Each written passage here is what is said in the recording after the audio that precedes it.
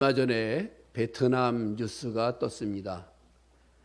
사이공이라고 불리는 곳에 사이공 스퀘어라고 아주 유명한 가게 상가가 있습니다. 그런데 거기에 공안들이 들이닥쳐서 지금 거의 문을 닫았고, 근데 그 이유가 가짜 상품을 많이 팔기 때문이라고 그런 뉴스가 떴습니다. 아마 미국의 압력, 압박 때문에 이 짝퉁이라고 하는 것에 대한 단속을 시작한 것 같습니다. 두 가지가 생각이 났습니다. 하나는 바로 거기를 김병국 장로님이랑 같이 갔던 곳입니다. 또 한 가지는 친구들과 몇 년 전에 모여서 시계 이야기를 하게 됐는데, 한 사람은 부천에서 목회하고 한 사람은 부평에서 목회하는 분입니다. 근데 가만히 보니까 두 사람의 시계가 똑같이 생겼어요. 그래서 시계가 똑같은 거네 라고 이야기를 하니까는 어느 게 진짜인지 맞춰보라 그러더라고요. 근데 부천에서 목회하는 목사님의 시계는 한 500만 원 이상 주고 산 것 같고, 부평에서 목회하는 목사님의 시계는 5만 원 주고 샀는데 똑같은 시계입니다. 근데 흔히 진짜는 1년에 몇 분씩 틀리고 가짜는 하나도 안 틀린다고. 그때 제가 제 시계를 자랑했죠. 오늘 그 시계 차고 나왔는데 이 시계 좀 봐라. 제가 지금 차고 있는 이 시계는 이스라엘에서 사온 시계입니다. 숫자가 히브리어로 되어져 있어요. 그래서 시계를 보여주니까 비싼 시계를 가진 친구가 바꾸자 그러더라고요. 그때 바꿀 걸. 바꾸지 않고 그렇게 이야기를 했습니다. 그 틀리는 시계 진짜인지 가짜인지 내가 어떻게 알아? 오늘 세상은 진짜 가짜, 그러다 보니까 여기도 짜가 저기도 짜가라고 하는 노래까지 나올 정도로 정말 살기 좋은 시대인지 살기가 힘든 시대인지 많은 갈등을 하는 그런 경우들이 있죠. 어쩌다 은행에 가서 뭘 하려다 보면은 젊은 사람들에게는 주지 않는 뭘 사인하고 체크하라 그러더라고요. 뭔가 했더니만은 이 보이스피싱에 예방하기 위한 거라고, 나이 든 사람들을 대접하는 건지 홀대하는 건지 그걸 체크를 하면서 나 아직 정신이 멀쩡한데 이런 생각도 해본 적이 있습니다. 소문이라고 하는 것, 소문은 뉴스와는 좀 다르죠. 영어로 소문이라고 하는 단어를 쳐보면은 루머라고 하는 단어가 나옵니다. 루머 해갖고 맞는 것이 아닌 많은 흘러다니는 그런 것을 말하고 있죠. 가십이라고 하는 단어도 나와요. 거짓 뉴스라고 하는 단어도 나옵니다. 그런데 소문이 세상을 움직인다라고 하는 말이 있습니다. 그래서 그럴듯한 소문을 만들기도 하고 또 가짜 소문을 내어서 이익을 보려고도 하고, 그래서 정말 조심해야 되는 세상을 우리가 살고 있다, 이런 생각을 갖고 있습니다. 성경에도 소문이라는 단어가 많이 나옵니다. 구약 성경에도 신약 성경에도 소문이 나오는데, 이때 소문은 하나의 뉴스와 비슷합니다. 매스컴이 발달하지 않았고 언론이 발달하지 않았기 때문에 소문이라는 것은 굉장히 중요한 역할을 했죠. 그래서 이 소문이라고 하는 부분들이 성경에 나오게 될 때에 우리는 주의 깊게 볼 필요가 있습니다. 구약 가운데 열왕기상 8장에 보면 성전을 봉헌하고 솔로몬이 하나님 앞에 기도하면서 이런 기도를 해요. 그들이 주의 이름과 주의 능한 손과 주의 표신팔의 소문을 듣고 와서 이 성전을 향하여 기도하거나 성전을 찾아 기도하면 하나님은 그를 들으시고 응답해 달라고 하는, 그러니까 우리의 후손들이, 우리의 자손들이 하나님을 잊었다가 그들이 소문을 듣고 오면, 기도하면, 찾아오면 응답해 달라고 하는 유명한 기도가 나오고 있습니다. 하박국서에 보면은 3장에 이런 말씀도 나옵니다. 여호와여, 내가 주에 대한 소문을 듣고 놀랐나이다. 여호와는 주의 일을 수년 내에 부응하게 하옵소서. 수년 내에 나타내시옵소서. 진노 중에도 긍휼을 잊지 마옵소서. 주님에 대한 소문을 듣고 놀랐다라고 하는 표현을 쓰고 있죠. 이스라엘 백성들이 이 요단강을 건너서 앞에 거대한 성 여리고성 앞에 섰습니다. 그런데 여리고성 사람들은 이스라엘 백성들이 광야에서 했던 일을 듣고 소문을 듣고 그들의 마음이 녹았고 간담이 무너졌다, 이런 표현을 쓰고 있습니다. 그러니까 소문은 때때로 더 크게 더 멀리 이렇게 갈 수도 있는 것이 바로 소문이죠. 신약 성경에 와보면 마가복음 5장 27절에는 12해를 혈루병으로 앓았던 여인이 예수의 소문을 듣고 예수께로 와서 옷가만 만져도 고침을 받을까 생각이 나서 옷가를 만지는 사건이 있습니다. 마가복음 7장에도 수로보니게 여인이 자신의 그 귀신 들려 병든 딸을 예수의 소문을 듣고 찾아왔다는 기록이 나오고 있죠. 누가복음 7장에 보면 가버나움의 유명한 백부장이 예수님에 대한 소문을 듣고 장로들을 보내고 자신들이 찾아와서 자신의 병든 하인을 고쳐달라고 요청했던 것을 볼 수 있습니다. 사도행전 11장에 보면 이 안디옥 교회라는 곳이 굉장히 부흥하고 열심을 품고 복음을 전하고 왔다는 소문을 듣고 예루살렘 교회가 바나바라고 하는 사람을 보내는 그 일도 소문입니다. 오늘 본문의 말씀은 마태복음 4장이죠. 우리가 성경을 볼 때 이제는 오랫동안 신앙생활하는 사람은 성경을 보면서 이게 성경의 어느 부분인가를 먼저 보는 훈련이 필요합니다. 특별히 마태복음 4장이다 그러면은 마태복음 5장, 6장, 7장이 유명한 산상보훈이죠. 그 앞에 있었다. 그 말은 예수님이 복음 전하는 초기 사역이었다, 이것을 말해주는 겁니다. 예수님의 공생의 초기 사역에 오늘 예수님의 복음 전파의 전략이 나오고 있는데 그 전략은 크게는 두 가지였습니다. 한 가지는 가버나움이라고 하는 소문내기 좋은 많은 사람들이 지나다니는 그런 중심을 잡고서 가버나움 중심으로 복음을 전하고 병든 자를 고치고 이런 일들을 하셨다라고 하는 거죠. 또 한 가지는 회당에서 주로 복음을 전하셨습니다. 어떻게 보면 그 당시에 많은 랍비들이 있었습니다. 그런데 그 랍비들이 전하는 것, 그리고 그 당시에 수많은 메시아라고 자처하는 사람들이 나타나기 시작했습니다. 내가 메시아다, 내가 메시아다라고 하는 그런 사람들이 많이 있었습니다. 30세의 젊은 랍비가 회당에 나타난 겁니다. 예수님이 잘생겼는지는 잘 몰라도 사진으로 보면 멋지게 생기셨어요. 30세의 젊은 랍비가 회당에 나타나서 사람들이 말하지 않았던 이야기들을 말하고, 이런 두 가지의 복음 전략을 우리가 살펴볼 수 있습니다. 그리고서 23절의 말씀에 보면 예수께서 온 갈릴리에 두루 다니셨다. 분주하게 두루 다니시면서 주로 세 가지 일을 하셨습니다. 가르치시고 전파하시고 모든 병과 모든 약한 것들을 고치시고 귀신을 쫓는 그런 사역을 주님께서 하셨습니다. 오늘 보면 24절에는 그의 소문이 온 수리아에 퍼졌다. 수리아라고 표현하는 것은 이스라엘 전역을 가리킬 때 표현하는 내용들입니다. 어떤 소문이었을까요? 진짜가 나타났다는 소문입니다. 진짜가 나타났다.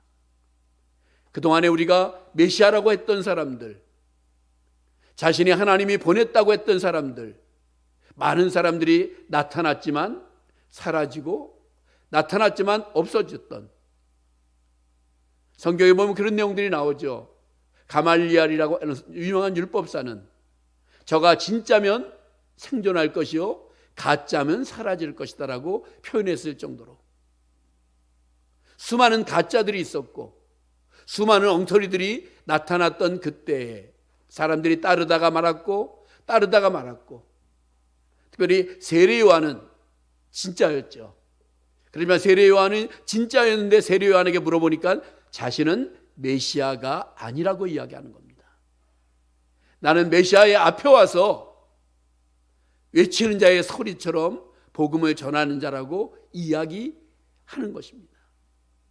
그런데 예수님께서 하시는 일들을 보니까 구약에 나타났던 메시아의 오심에 대한 표적이 그대로 드러나요. 눈먼 자들이 눈을 뜨게 하고 약한 자들을 고치시고 하늘나라에 대한 천국 복음을 전파하시고 그러다 보니까 많은 사람들이 이제 이렇게 소문을 냅니다. 진짜가 나타났다. 그동안에 우리가 생각했던 수많은 메시아들 가짜였는데 이제는 진짜가 나타났다는 겁니다. 제목을 제가 진짜가 나타났다 쓰면서 이거 어디서 봤던 제목인데 생각해 보니까 몇 년 전에 어떤 드라마 제목이더라고요. 근데 드라마 본 적은 없어요. 진짜가 나타났다라는 예수의 소문. 자, 우리는 지금 진짜 예수를 믿고 있는 겁니다. 생명의 주님, 은혜의 주님, 전능하신 주님, 정말 우리에게 구원 주시고 하나님의 나라로 인도하시는 그 영원히 인도하시는 그 주님, 메시아 주님을 우리가 믿고 있다는 거죠. 세상에는 오늘도 수많은 가짜에 속아서 가짜에 빠져 있는 사람들도 많습니다. 가짜 교회도 있고 가짜 메시아도 있고 자신이 가짜 재림주라고 하는 사람도 많고 우리나라에 특별히 많은데 그 많은 가짜가 아닌 진짜가 나타났다는 겁니다. 그러면 진짜가 무엇인가를 오늘 말씀을 통하여서 우리에게 보여주시는 내용입니다. 2000년 전에 이 땅에 오셔서 진짜 메시아로 오셔서 말씀을 전하시고 했던 주님은 오늘도 그 능력을 그대로 갖고 계시죠. 그래서 예수님의 중요 사역, 정말 특별한 사역 세 가지를 우리가 살펴보면서 진짜 교회, 진짜 예수, 이거는 어떤 의미를 갖고 있는가를 살펴보려고 하는 겁니다. 오늘 말씀에서 초점은 회당에서 가르치시며 천국 복음을 전파하시며, 근데 저는 조금 내용을 바꿔서 천국 복음을 전파하셨다는 것을 먼저 여러분과 함께 나누려고 합니다. 천국 복음을 전파하시며, 어떤 다른 번역본에 보니까는 천국 복음을 설교하시며 이렇게 표현하셨습니다. 설교와 전파는 좀 다르죠. 성경 공부와 설교도 좀 다릅니다. 성경 공부는 성경을 기초로 하지만 어떤 많은 것들을 편집해서 하는 것을 의미하고 있고, 설교는 하나님이 오늘 우리에게 주시는 말씀을 설교자가 묵상하고 준비하며 선포하는 것, 그걸 설교라고 표현할 수가 있죠. 그래서 우리는 하나님의 말씀을 들으면서 오늘 나에게 말씀하시는 하나님의 음성은 어떤 것일까? 거기에 대한 마음을 여는 일들, 이게 우리에게는 중요합니다. 주님이 전하신 이 복음이 전파라고 하는 단어가 나오고 선포라는 단어가 나옵니다. 설교학의 기초에 보면 태초에 설교가 있었다, 이런 것이 설교학의 기초에 나옵니다. 태초에 설교가 있었다는 것은 뭘 말하냐면 창세기 1장에 보면 하나님께서 이르시되 말씀하시되 빛이 있으라 하며 빛이 있었다 그랬잖아요. 근데 하나님이 어둠 흑암을 향해서 설교하셨다는 거예요. 빛이 있으라 설교하셨고, 이런 설교가 있었다라고 표현을 하기도 합니다. 주님이 전하신 이 복음이 어떻게 보면 듣거나 말거나 믿거나 안 믿거나 받아들이면 구원과 생명이 있다는 것을 말해주는 전도와 전파와 설교가 나타나죠. 요한복음 3장 18절에 보면 저를 믿는 자는 심판을 받지 아니하는 것이요 믿지 아니하는 자는 심판을 받은 것이다. 그 앞에는 하나님이 세상을 이처럼 사랑하사 독생자를 주셨다. 이는 저를 믿는 자마다 누구든지 멸망치 않고 구원을 얻는다라는 말씀이 나오고 있죠. 우리는 세상 가운데서 우리 예수님께서 천국 복음을 전파하셨다고 한다면 우리도 천국 복음을 전하는 일에 힘써야 된다는 겁니다. 흔히들 그런 얘기를 합니다. 아이들 전도와 어른 전도 누가 쉬울까? 옛날엔 다 아이들 전도가 쉽다 그랬는데 요새는 어른 전도가 더 쉽대요. 왜 그런가 했더니만 어린이 전도 옆에서 나온 얘기 들어보니까 요새는 어린이들은 다 어른들 허락을 받지 않으면 안 되는 세상이 되어서 옛날처럼 막 살던 시절처럼 어린이들이 마음대로 나오는 게 아니다. 이런 표현을 쓰는 것도 맞습니다. 병든 사람과 건강한 사람, 물론 병든 사람이 전도하기가 더 쉽겠죠. 약한 사람들이. 이런 다는 아니지만 복음을 전파한다는 것은 쉽지 않다는 것은 맞습니다. 그러나 우리 예수님이 우리 모든 사람에게 주신 마지막 사명이 있어요. 마태복음 28장에 나오는 것처럼 하늘과 땅의 모든 권세를 내게 주셨으니 그러므로 너희는 가서 모든 족속으로 제자를 삼고 아버지와 아들과 성령의 이름으로 세례를 주고 내가 너희에게 분부한 모든 것을 가르쳐 지키게 하라. 볼지어다 내가 세상 끝날까지 너희와 항상 함께 있으리라. 이 말씀을 우리에게 주십니다. 며칠 전에 캄보디아 학생 하나가 전화가 왔어요. 한국말을 이제 제법 잘하는데 그래서 어떻게 목사님 전화번호 알았냐? 무슨 일로 전화했냐? 물어보니까 저 성경 69절 다 암송했거든요. 한국 은재가요 그러더라고요. 그래서 야, 혼자 오면 저거 안 되니까 한 3명 정도 4명 정도 다 암송시켜서 같이 오자. 그러면서 제가 진짜 암송했는가 물어볼까 그러면서 바로 마태복음 28장 18절에서 20절까지 암송해 보라 그러니까 영어로 암송을 쫙 하더라고요. 미국의 젊은이들에 대한 이야기를 제가 작년에 한 적이 있죠. 제가 감동을 받은 이야기라 다시 한번 합니다. 1880년에서 1920년까지 미국의 젊은이들이 복음의 열풍이 불었어요. 그리고 선교해야 된다고 하는 사명이 생겼습니다. 그래서 어디에 가서 선교할까 했더니만 많은 사람들이 땅 끝으로 가자. 그때 땅 끝은 바로 조선 땅이었습니다. 조선 땅이 땅 끝인지 모르고 일본까지 간 사람도 있었지만은 조선 땅이 땅 끝이었어요. 그래서 3,600명 정도의 젊은이들이 지금처럼 12시간 비행기 타면 오는 게 아닙니다. 한 달, 두 달, 석 달 걸려서 3,600명의 젊은이들이 조선 땅에 왔어요. 아마 전 세계에서 선교사가 가장 많이 왔던 나라가 조선 땅이라 그래요. 우리나라. 캄보디아에 우리 선교사들이 지금 굉장히 많습니다.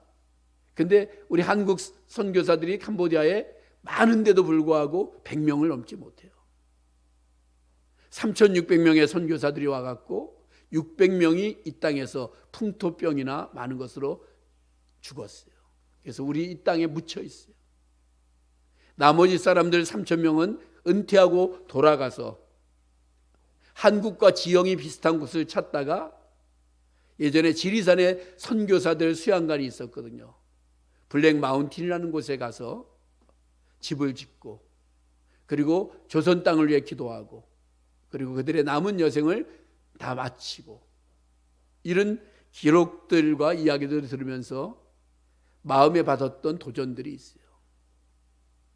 제가 거기에서 받았던 책 한 권에 선교사들의 이야기가 들어있는 책을 하나 받았는데 제가 오래전에 들었던 이야기였어요. 미국 선교사 한 사람이 이제 집집마다 방문하면서 전도를 하는데 이 우리 조선 땅의 집에는 어느 날부터 조금 괜찮은 집에는 문패가 붙어 있더라는 거예요. 뭐 이 누구, 김 누구 이런 문패가. 근데 한 집에 가 보니까는 이런 문패가 쓰여져 있었어요. 개조심. 그래갖고 문을 두드리면서 개조심 선생님, 개조심 선생님 불렀더니만 개조심은 사람 이름이 아니라고. 어떤 선교사들의 보고서에 나타났던 그 내용이 그들의 열정과 오늘 우리까지 복음이 전해졌던 그 감동을 말해주고 있기도 합니다. 우리는 좀 전도에 더 힘을 쓰고 죽어가는 영혼들 정말 예수 믿도록 하는 일에 멈춰있는, 아니 한국교회가 지금은 조금 줄어들어 있는 이 상태에서 회복은 전도와 복음 전파의 열정의 회복이다. 우리 이것을 기억할 필요가 있습니다. 우리 주님께서는 두 번째로 회당에서 가르치셨어요. 오늘 본문에는 이것이 먼저 나오죠. 유대인에게는 이 가르침이라고 하는 것 굉장히 중요한 의미를 갖고 있습니다. 그들은 하나님의 말씀을 손목에, 또 어떨 때는 허리에, 이런 하나님의 말씀을 늘 붙이고 이렇게 살았던 것이 바로 유대인들의 교육이죠. 이 가르치는 것을 주로 회당에서 가르치기 시작합니다. 이 교육이라고 하는 것이 얼마나 중요한가를 우리에게 말해주고 있죠. 개나 고양이나 돌고래나 물개 또는 원숭이들은 작은 지능을 갖고 있다고 합니다. 그래서 그들을 교육시켜서 이제 어떤 일을 시키기도 하고, 제가 한 영상을 보니까 미국에서는 이 원숭이 침팬지가 어떤 요양보호사를 대신해 가지고 휠체어를 밀고 이렇게 하는 모습을 본 적도 있습니다.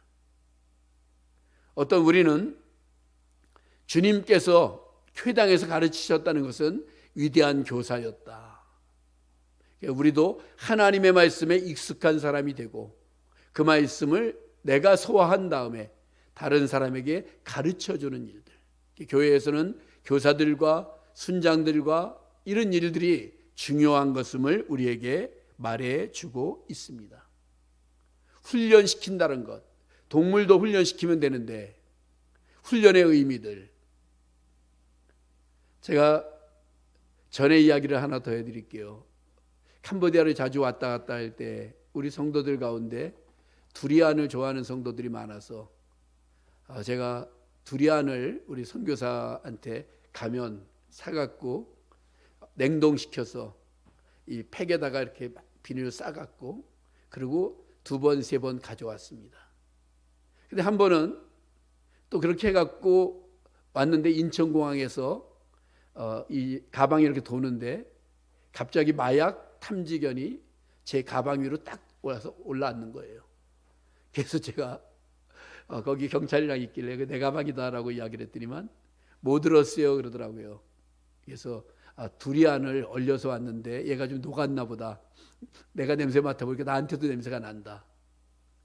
그랬더니만 이 젊은 경찰이 저한테 야단을 치면서 그거 갖고 왔던 것에 대한 야단치는 게 아닙니다. 불법이 아니니까. 뭘 야단치냐면 이 마약 탐지견이 훈련시키는데 얼마나 고생을 했는데 코가 망가져서 다시 훈련을 받으러 가야 되는데 그거 책임지실 겁니까? 그러더라고요. 그래서 그 얘기 듣고 내가 다시는 안 갖고 올게. 훈련이라고 하는 것, 그 마약 탐지견도 엄청난 훈련을 통해서 가르침을 통해서 역할을 한다, 이런 생각을 가졌습니다. 세상 교육의 방법은 홍익인간을 만드는 거라고 하죠. 근데 신약의 제자는 배우는 자, 따르는 자, 훈련받는 자를 의미하고 있습니다. 그래서 우리 성도들은 하나님의 말씀을 읽고 듣고 배우고 쓰고 공부하고 이런 하나님의 말씀에 익숙한 사람이 되는 것이 바로 우리들의 본질이 되어야 된다. 세 번째 내용은 바로 치유사역입니다. 오늘 본문에 백성 중에 모든 병과 모든 약한 것을 고치셨다. 그리고 그의 소문이 온 수리아에 퍼져서 모든 앓는 자, 각종 병에 걸려서 고통당하는 자, 귀신 들린 자, 간질하는 자, 중풍병자들을 데려오니 그들을 고치시더라.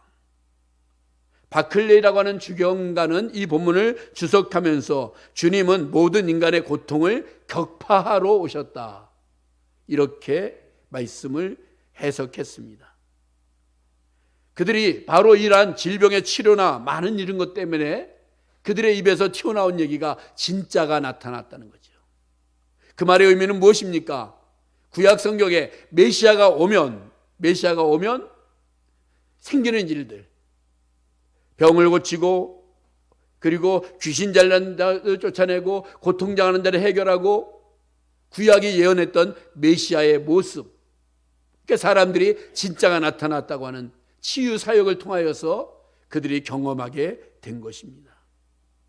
오늘 우리들은 우리 주님께서 어제나 오늘이나 영원토록 동일하신 주님이시다, 이 믿음을 갖고 있죠. 지금도 의사들을 통하여서 치유가 되기도 하지만 특별한 경우에는 하나님께서 치유의 은혜와 역사를 일으키시기도 한다. 이 믿음이 오늘 우리들에게 필요하다는 것입니다. 그런데 오늘 많은 사람들의 육신의 질병만이 아니라 영적으로, 정신적으로 고통 가운데 있는 사람들이 많죠.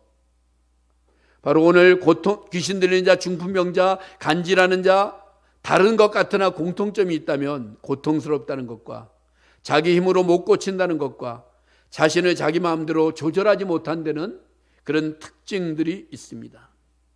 그런데 이들이 고침을 받았던 이 방법은 찾아나와 예수님을 만나는 것과 자신이 병든 자임을 인정하고 고쳐달라고 간청하는 것과 고쳐주심을 믿었던 것, 이 세 가지가 바로 그들이 고침을 받았던 이유가 됩니다. 찾아나와 예수님을 만났다, 자신이 병든 자임을 인정하고 고쳐달라고 간청했다, 그리고 고쳐주심을 믿었다.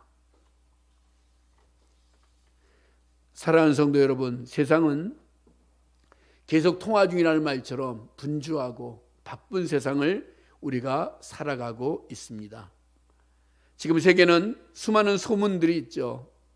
이스라엘과 이란의 전쟁 소문, 미국에 참전할 것이냐 말 것이냐에 대한 소문, 중국의 시진핑이 진짜 갇혀 있는지 아닌지, 이런 것에 대한 소문들, 크게는 그런 소문들, 작게는 이번에 나라에서 돈 준다는데 나한테는 얼마나 줄까?